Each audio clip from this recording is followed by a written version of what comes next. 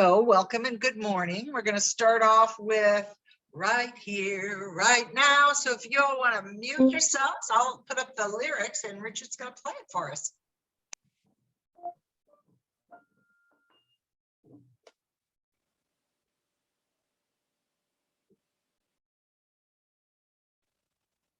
All right, there we go. Right here, right now, gonna make a brand new start. Right here, right now, I'm gonna make a change in my heart. Everything I need, I now receive. It's done unto me as I believe. Right here, right now, where I am. Right here, right now, I'm gonna make a brand new start. Right here, right now, gonna make a change in my heart. Everything I need, I now receive. It's done unto me as I believe. Right here, right now, where I am. Right here, right now, where I am. Right here, right now, here I am.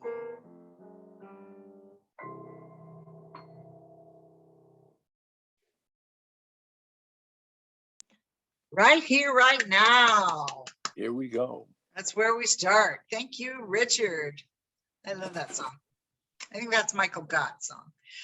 This morning, our practitioner of the day is Robert Brown, and he is going to lead us in our opening prayer, and I'll share his quotes and take it away, Robert. All right, good morning, everybody. Aloha to you all.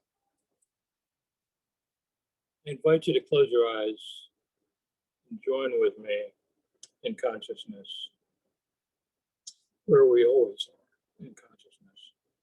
Because when we say consciousness, we mean God, we mean spirit, and we are always one with it, each and every moment of our lives, never separated, not even when we think we are, we're still one. I give great thanks for this, and I give great thanks for this one heart, one mind spiritual community, for all the loving people here, and for all the love that flows between each and every one of us and among all of us. I give great thanks for the tremendous, beautiful, wonderful possibilities that are out there for us to grab a hold of by using the power of creation, by tapping in to the divine power that is within us. I give great thanks for all of this. I give great thanks for all of you. I give great thanks for the message we're going to receive today. I release my words. I know they are already so, and so it is. So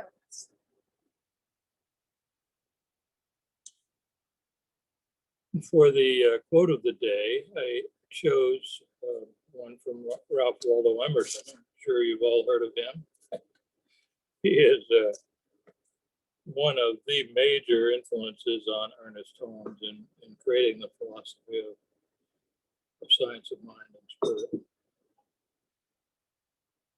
And I hope this dovetails nicely with what I think is going to be Michelle's talk today.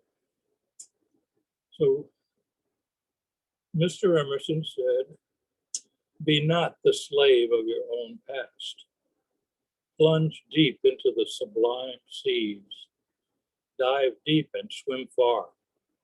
So you should come back with self-respect, with new power, with an advanced experience that will explain and overlook the old."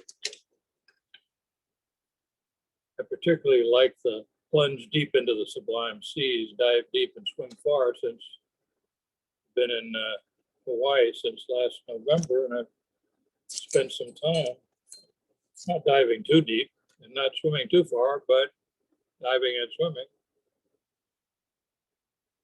This is, what this means to me is that it's just like the quote from Troward, principle is not bound by precedent. Don't be bound by your past. Don't be bound by the stories from your past, but seek a new story, seek a new present moving into the future. That's what Science of Mind is all about, living in the now and creating our lives as we want them to be. So join me in a moment of silence. Think about this, meditate upon it for just a minute or two.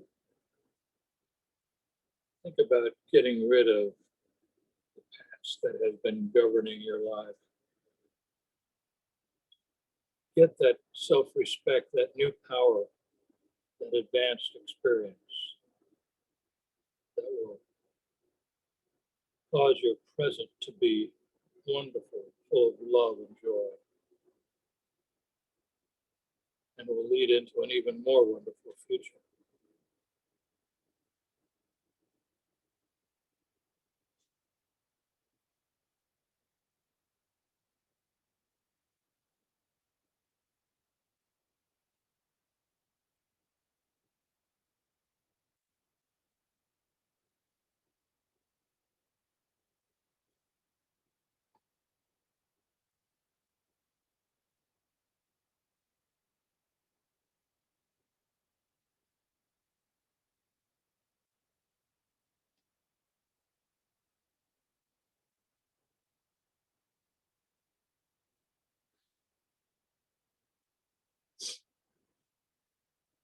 Now, as we come back into the room, use whatever you discover during that quiet time. And let's say June's affirmation together. I am one with perfect action. The harmonious action of the great whole operates through me at all times. There is nothing in me that can hinder this action from flowing through me. The action of God is the only action. And so it is.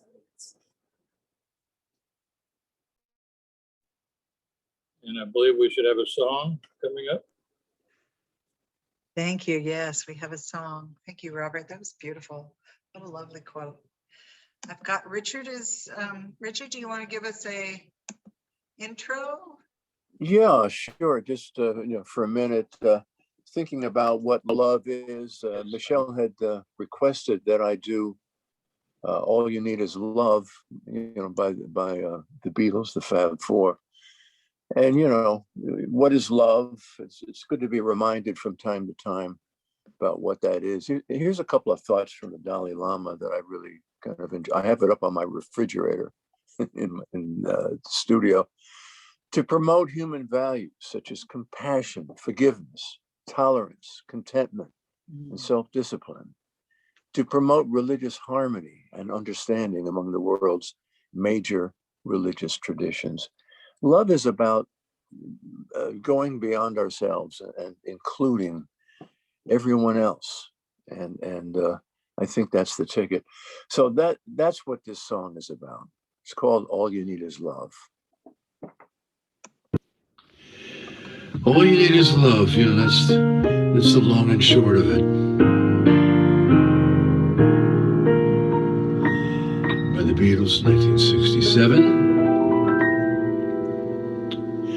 Love, love, love. Love, love, love. Love, love, love. That's all it is.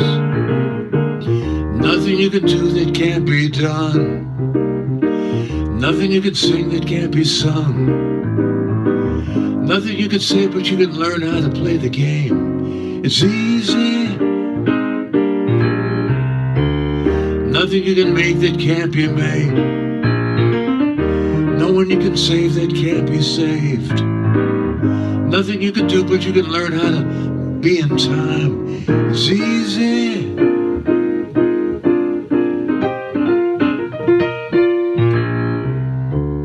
All you need is love. All you need is love. All you need is love, love. Oh, love is all you need.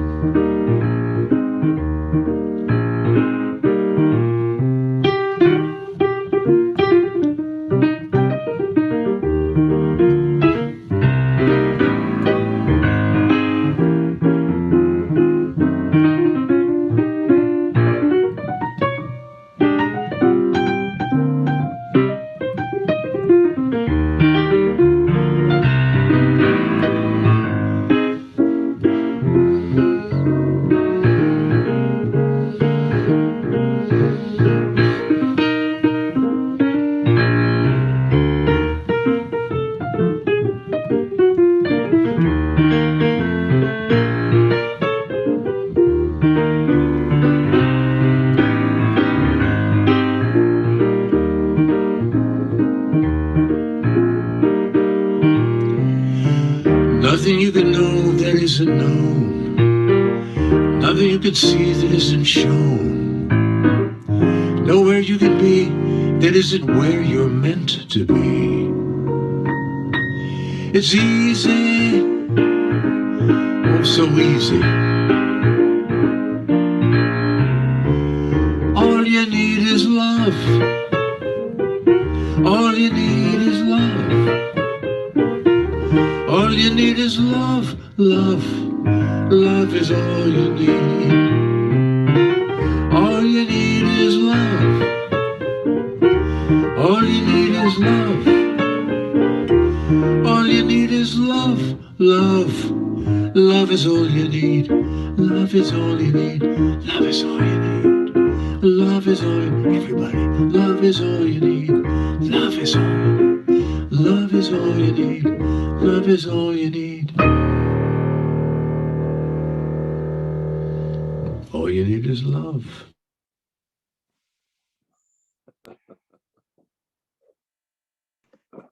Thank you, Richard, so You're much. welcome. If all we need is love, we're in luck, because that's all we have. That's who we are. Oh, goodness. Beautiful. Well, good morning again. And for those of you who have just popped on, I want to say good morning and welcome to One Heart, One Mind Center for Spiritual Living's online Sunday service. And this morning's message is the soul's call to freedom. And I'm going to be talking about our innate desire to experience life through freedom. I think I can safely say that we all want to be free to express who we are. We all want to be free from suffering and strife and pain and fear. We all want to be financially free, to have the means to express who we are in the world, to go where we want to go and do what we want to do. So it makes sense to me that we're drawn to this idea, this principle of freedom, because life cannot express itself unless it's free. I was thinking about this idea as I was putting the talk together, and I was thinking about if we put a plant in a little box and don't give it light or space to grow, it just withers and dies. It needs to be free to stretch out.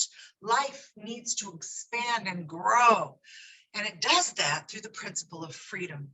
Life thrives with freedom, within the idea of the divine presence.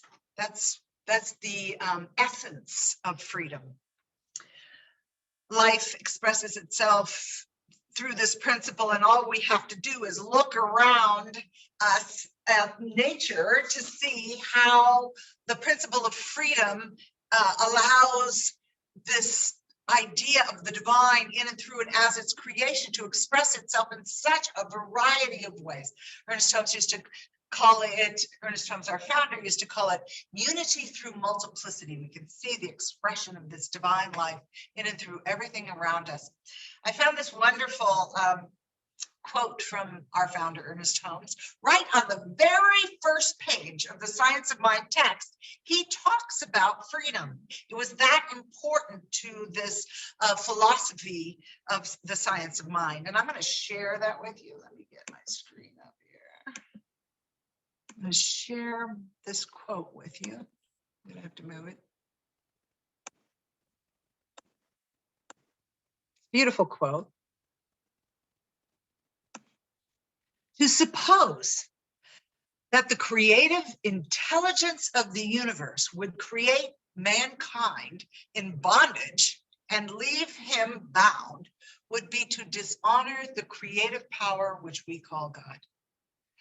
To suppose that God could make man as an individual without leaving him to discover himself would be to suppose an impossibility. Individuality must be spontaneous. It can never be automatic. The seed of freedom, I love that idea. The seed of freedom must be planted in the innermost being of mankind. But like the prodigal son, man must make the great discovery for himself. It's up to us to discover and experience this divine nature, this seed of freedom that's planted within us. You know, we have to be free in our journey to discover who we are and to really understand freedom and its necessity for the expression of life. We have to ask ourselves what freedom means and how it applies to our individual lives. Holmes tells us that for life to be creative, it cannot be bound. It must be allowed to express uniquely and spontaneously. But the little caveat, that doesn't mean that we can do anything we want without restrictions. It doesn't mean that we get to get our good at the expense of others. It means that freedom is the nature of the creative power we call God. And that we must participate with this nature, with the nature of the divine, to demonstrate our good and the good of all. And to do so means to harm no one and nothing else in the process. You know, I mean, certainly we know that freedom doesn't mean that we can run a red light or shout fire in a crowded building or do anything that brings harm or injury to anyone else in any way, just to get what we want. Freedom implies a responsibility to participate with the nature of good, which is, as I said, the nature of God. It means we're responsible for the impact that we have on others. We're responsible to choose wisely how we participate with and use this freedom. As metaphysicians, freedom means that we're free to participate with and within the nature of good, to participate with the order and the balance and the harmony of spirit. And to understand that we bring about our good and the good of all through our participation with creative law. Love and law, as Ernest Holmes put it, love is aligning with the spiritual principle of the divine presence, and law is consciously participating with creative law. And when we participate with creative law, and by the way, we're doing it all the time, whether it's conscious or not, whether we're aware of the fact that we're using it or not, there will always be, when we participate with law, a consequence, an effect from the cause. And the cause is the thought, the seed, the feeling we set into motion through our participation. And it can either be in alignment with the nature of good, or it can be out of alignment with the nature of good. But when it is out of alignment, it is not sustainable. It will eventually fall away. It isn't sustainable if it is out of the order and harmony of the universal mind and nature. You know, I was thinking about how to, a good metaphor for this, and I thought I could look at it like this. You know, a teacher creates an environment. Of course, I taught school, so I always think about a teacher in a classroom environment, but a teacher creates an environment which is conducive to learning. A safe, nurturing environment where students are free to explore and experiment, to make mistakes and to share their successes. So we could think of this environment, this classroom environment, as the principle of good. that we're a part of it. But in order to create this beneficial learning environment for everyone, both the teacher and the students must participate with the nature of the classroom. To participate within the principle of the classroom, and for a classroom, it would be honesty, fairness, kindness, trust, love. And then everyone is free to learn in a classroom that is designed for the good of all and for the harm of none.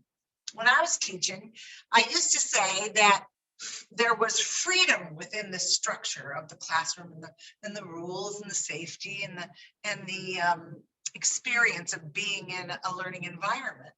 And we could say in metaphysical terms that there is freedom within the nature of the divine. When we participate with the nature of the divine good, we're participating with that within its freedom, which is its nature. We're empowered by our oneness with both the spiritual principle and the creative law, the presence and the law of good. And to use our tried and true metaphor that we use all the time of the seed, soil, and plant, when we plant a seed, an idea or an intention into the fertile soil of creative law, which is within our subjective mind, we collectively and individually reap what we sow. When we plant seeds of lack and limitation, division, and fear, they will sprout. And all we have to do is look around at our world to know that that's true. But the good news is that we can consciously plant new seeds. We can plant seeds of our good and the good of the whole. And we don't even have to find these seeds out there somewhere else. We don't have to go to the seed store. The seeds of good are already within us. They are the heart of who we are. In our unity with good, with God, they're already a part of who we are. You know, Ernest Holmes famously said, and this is probably the line we hear the most from his teaching, is there is a power for good in the universe greater than you are, and you can use it. And this is only true because freedom is inherent within spiritual presence and spiritual law. That's why we can use it. Spiritual law governs everything. And with this freedom, we can choose to try to operate outside the law of good, but we will create effects that we really don't want to have: disharmony, imbalance, fear, lack, limitation, and what might even look like evil. And these things are not sustainable. They will fall away because they're not grounded in the nature and the reality of spiritual principle of our Creator, of God. You know, we can look around our world and see all kinds of things that have demonstrated because of the collective attempt over generations to gain good by enslaving others in one way or another, trying to take the freedom and the ability of others to self-determine their lives away from them. And this was done oftentimes, most of the time, for the gain of a few and the harm of others. And we are experiencing the consequences of these actions in today's world. And we can see the chaos that it has created. But we are also witnessing order beginning to rise out of the chaos, bringing creation back into balance and harmony and wholeness. You know, and as I always say, you might be sick of hearing me say it, whatever needs to be healed will always rise up for us to see it and to heal it. Creative law always moves towards love. That is its nature. And if there is anything unlike that, it will rise up for our attention to bring it into alignment consciously. I was thinking about Martin Luther King Jr.'s quote, "The arc of the moral universe is long, but it always bends towards justice." Justice, love, compassion, the nature of good, which is the nature of life, of God itself. Freedom, and actually love for that matter, speaks to us through order and harmony and balance. And as I said, we can see that reflected in everything around us in the natural world and in our own individual lives. If something looks like chaos, it's because of the spiritual law. We can be sure that the spiritual law that governs everything is moving to reveal the underlying order, balance, and harmony of life. And that underlying order always moves towards love. And love's language is in everything. You know, if we're paying attention, we can see it all around us. Again, to use the seed, soil, and plant metaphor, it's in the beauty of the compost. I don't know about you, if you're a gardener, you know the compost is beautiful. Even the stinky fertilizer is beautiful. It's in the inherent wisdom and the potential of that seed. Think about an acorn. Within that acorn is already the template, the blueprint for that beautiful, mighty oak. It's in the lustful, like little growing tip of the sprout that comes up. I have these wonderful little tomato plants that are almost as tall as me now because they just can't stop moving. They're moving in that freedom of the divine. And I have these beautiful green tomatoes. Can't wait till they get ripe. And I know that they will, because that is its nature. And then it is in the fulfillment of the grown plant. And finally, it's in the fragrance of the bloom. I finally got roses to bloom this year, and I have been enjoying the fragrance and the beauty of the bloom. But that would not have happened had I not had the stinky compost and fertilizer. It all works together. The law of good is always revealing itself.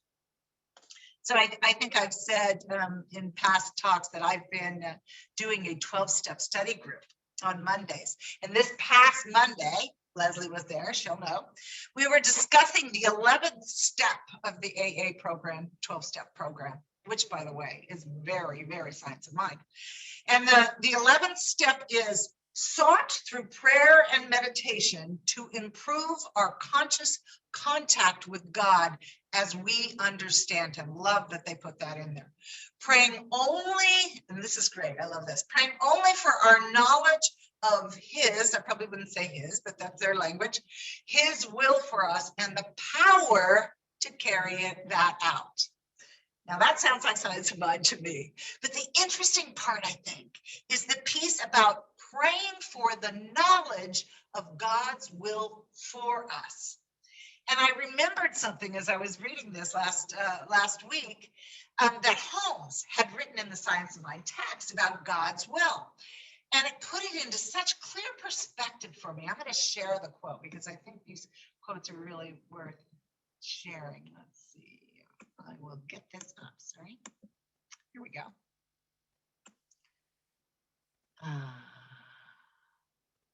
Oh, here it is.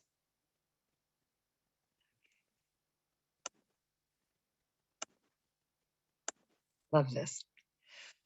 True prayer must be thy will be done.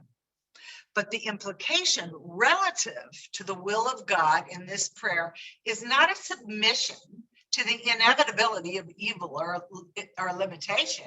It is a knowledge that the will of God is always good. I love that idea. The will of God is always good. Even when we see something unlike what we want to experience, underneath that, the will of God is moving towards expression. And then he made this really clear for me in the next paragraph, which I'm actually going to share as well, because I love this one too. This really made it clear for me. How do we know what the will of God is? We do not, other than this. The will of God cannot be death. Why? Because if we assume God to be the principle of life, which we do, the principle of life cannot produce death without destroying itself. The will of life has to be life. The will of life has to be life. Of course, and isn't that true for any of the qualities of life that we talk about? I think the will of love has to be love. The will of abundance has to be abundant. And on and on. The will of good has to be good. The will of compassion must be compassion. If these are the nature of the divine, then that must be the will of the divine. And we are a part of that. The nature of the Creator has to be in and through all of its creation. How could it be otherwise? It could not, in my mind, it could not be otherwise.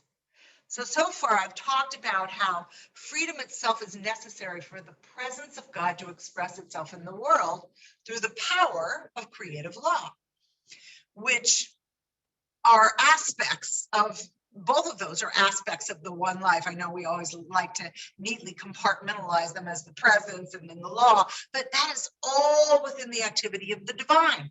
And you'll notice that the first step of our affirmative prayer process, which we call spiritual mind treatment, the first step is called recognition. And that's what it does. It draws us into a conscious awareness through thought and feeling the reality of the one life, and that reality is good. And as you probably know, the second step of the science of mind treatment process is called unification. It is to understand and to feel our connection, our oneness with this presence, with this power of good. And this is where we embrace the nature of our Creator as our nature. You know, I'm reminded of that line in Genesis. I had to look it up because I wanted to get it word for word. But what it says is, God created man in his own image. In the image of God, he created him. Male and female, he created them. And this doesn't mean that we physically look like God. It means our spiritual nature is one and the same, and that we express in a variety, again, multiplicity from unity, a variety of ways. Each one of us individually is inherently free because of our oneness with our Creator. And as we expand and we make conscious contact with this presence, as we learn who we are through direct experience, through a conscious acceptance of God's nature as our nature, we begin to see that we are all one. We're one with everyone, with all life. Everyone else is part of this divine good as well.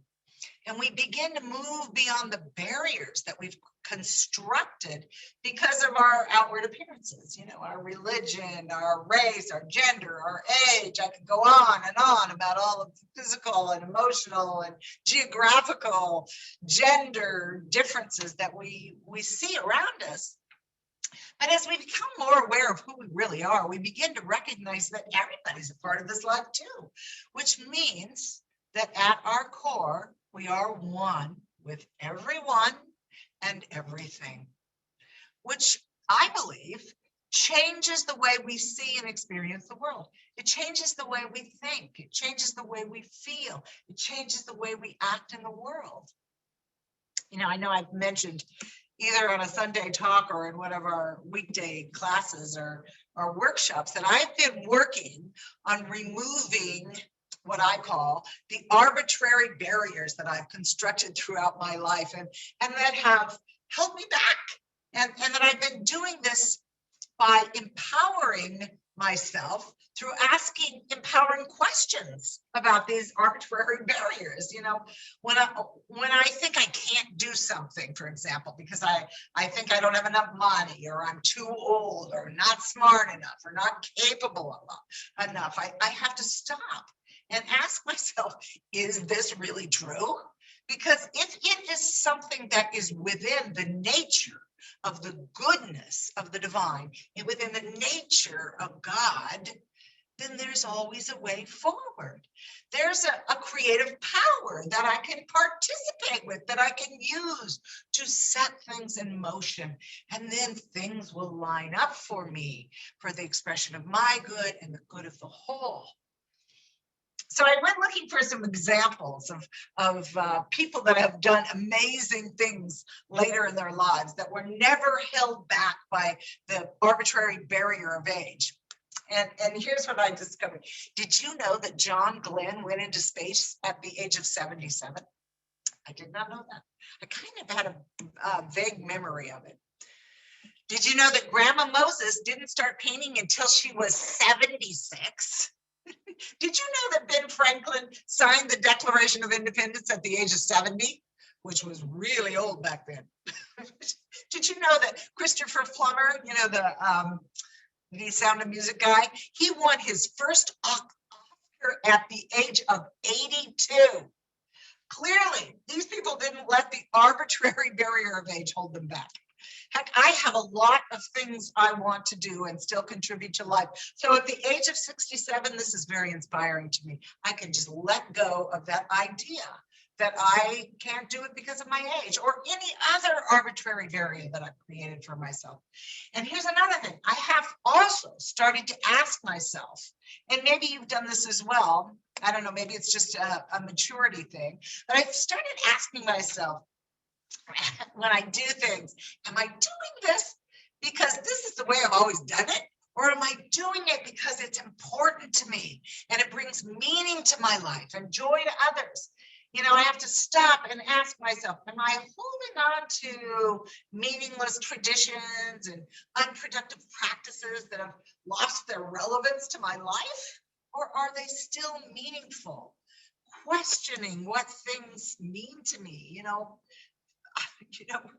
I am not a pack rat, but my husband is. So I'm always finding things and saying, do you really need this anymore? Is this object, this possession really valuable to you anymore? And I do that with relationships and with obligations. And I want to know, do these things contribute to my good or to the good of others? Because I've found that the more I understand the presence and the power within me, the more I want to do things that are aligned with that presence, that I'm inspired to do, things that expand me into a deeper understanding of who I am as a spiritual being and how I can bring that truth into my humanity. And when I know the spiritual truth about myself, then I have to know it for you too. And when I know that I have a shared inheritance with you, and that influences everything I do. Again, it influences my thoughts and my feelings and my decisions and my choices and my actions and my prayers. It affects everything when I live in oneness with you. And it frees me up to be the me that I have come here to be in the image and likeness of God's nature. You know, and lastly, I think I just want to remind us that freedom, just like every other spiritual principle, is an inside job. Inner freedom leads to outer freedom.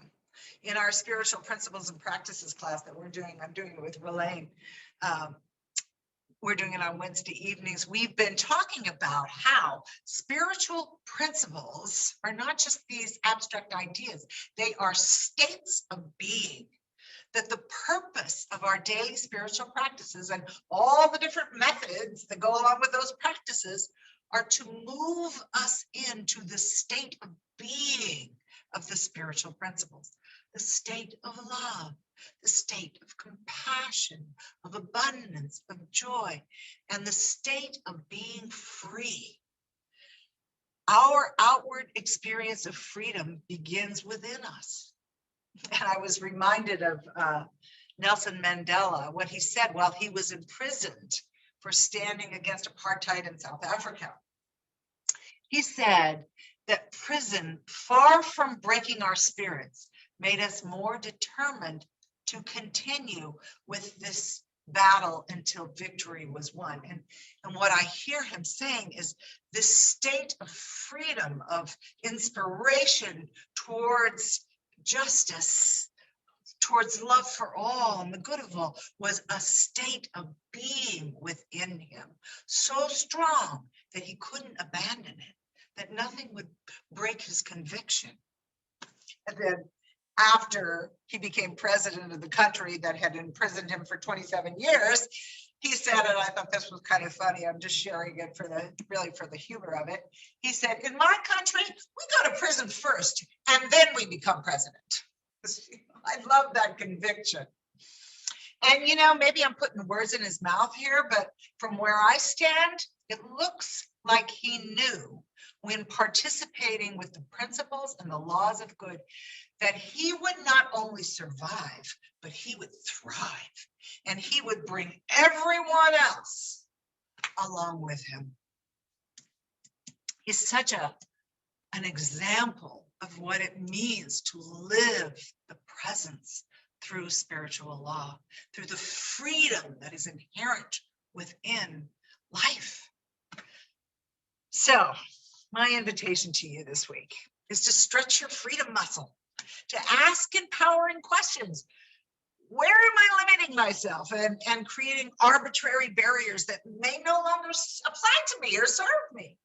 And am I doing things that serve me and the common good through my oneness with all life? And what spiritual practices am I using to create a life of freedom? And all kinds of freedom, emotional freedom, spiritual freedom, financial freedom, to create from and in and as the freedom that is within myself and that I am expressing with the world. Stretch your freedom muscle this week. So let's close with an affirmative prayer. So let's take a nice deep centering breath. And again, coming into that centered place of the all good, the wise, the beautiful, the one life, in all of its splendid variations. It is the presence of freedom, the presence of good. It is us. We live, move, and have our being within this inherent freedom, which I share with you and you share with me and we share with all of life and with God. So I speak my word for and about each and every person that is present here on this Zoom call, each and every person that listens to it after the fact, each and every person that exists on this beautiful mother planet that we live on, and each and every being throughout the universal order that is part and parcel to this universal good that we call God, Spirit, the thing itself. I speak my word that we are open and flowing in this divine freedom and good, and that as it moves through us, we share it with the whole, and that it expresses itself in all of the aspects of the divine presence itself, in our radiant and vital health and physical form, in our inspiration to contribute with our work in the world, in our relationships, that they are gracious and loving and meaningful and fulfilling, that we learn as much from our seeming enemies that we learn from the ones that we love and who love us back, that we are financially free, that we have all of the supply we need coming from that radiant presence of the all good that allows us to be here in our fullest and to bring the gifts of our individual and unique gifts into the world infinitely and effortlessly. Oh, and for this, I'm just so grateful. I am just so grateful that creative energy of gratitude expands the prayer and allows it to be. And it is taken up by the law of good and drawn into demonstration in physical form and experience. And I am so grateful for this. And I just relax. I know that I have set it into motion by planting the seed, and that God will do God's work. And I relax in that, knowing all is well. And we signify our agreement by saying, and so it is.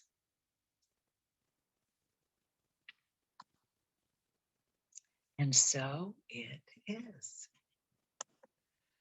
Oh, I got to take a breath here for a minute. Thank you, Richard.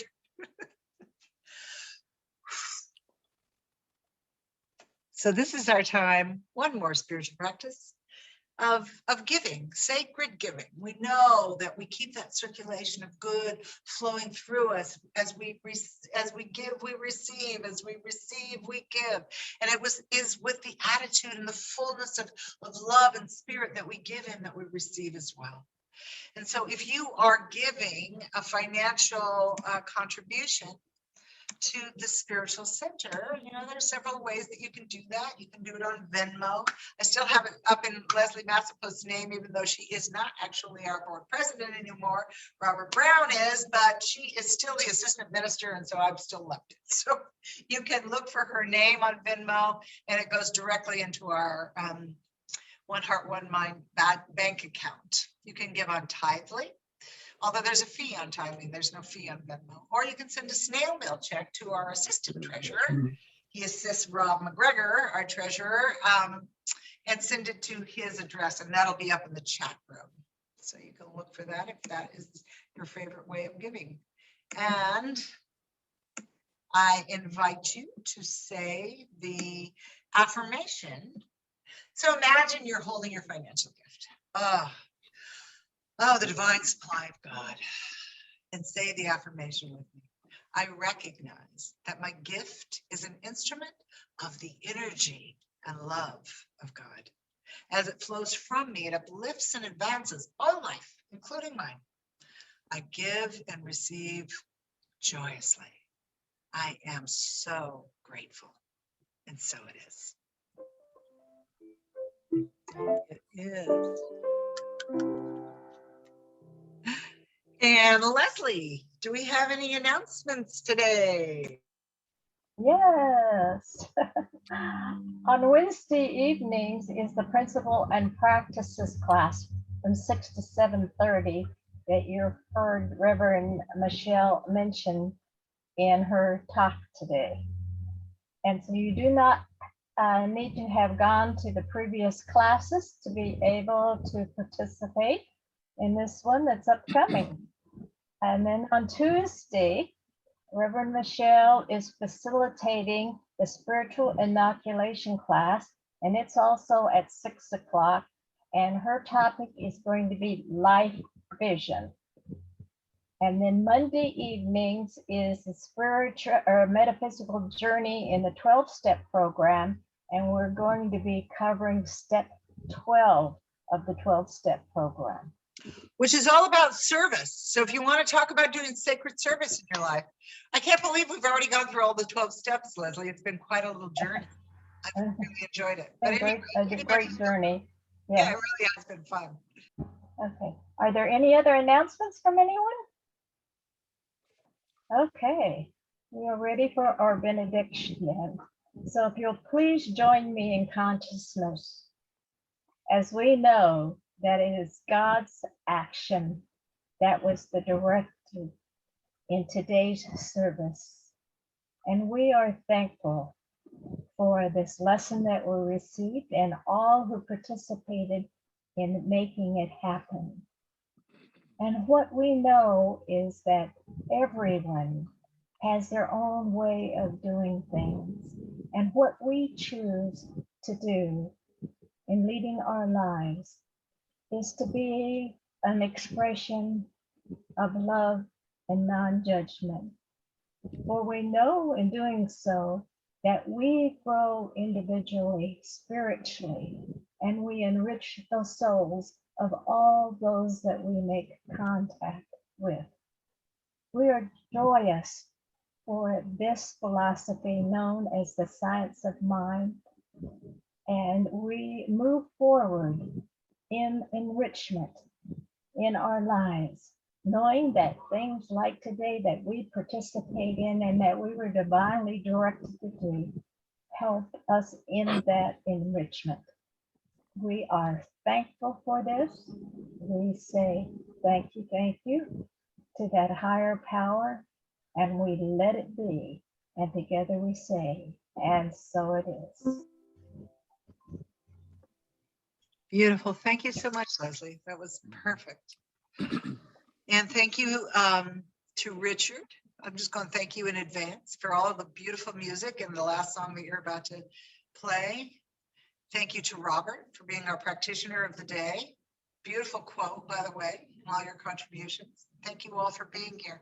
And I thought that, I don't know if you've noticed, I haven't been picking particularly traditional closing songs. I've just picked whatever seemed to fit the day and the topic. And so I wanted to close today by singing Sacred Love, just to remind ourselves that that is who we are and what we are. So Richard, if you want to play that for us. I'm gonna put the-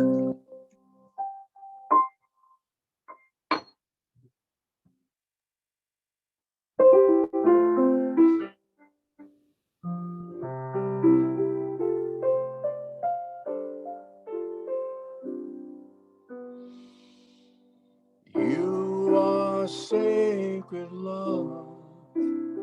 Sacred love is all that you are. You are sacred love.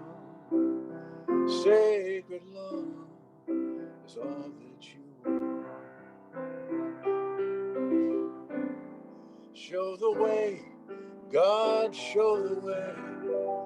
I want to live in such a state of grace. Lead the way, God, lead the way.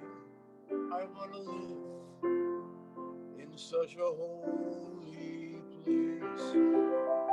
Such a holy place.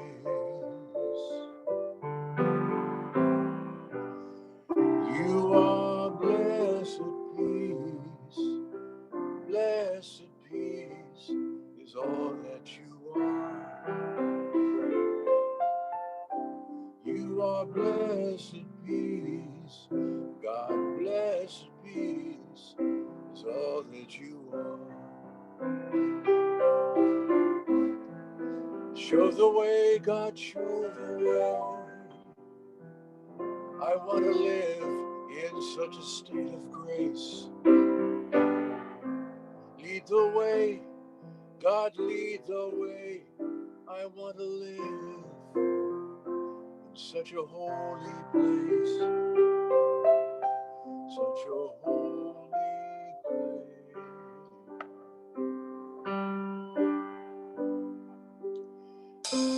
You are sacred love. Sacred love is all that you are. You are sacred love. Sacred love is all that you are.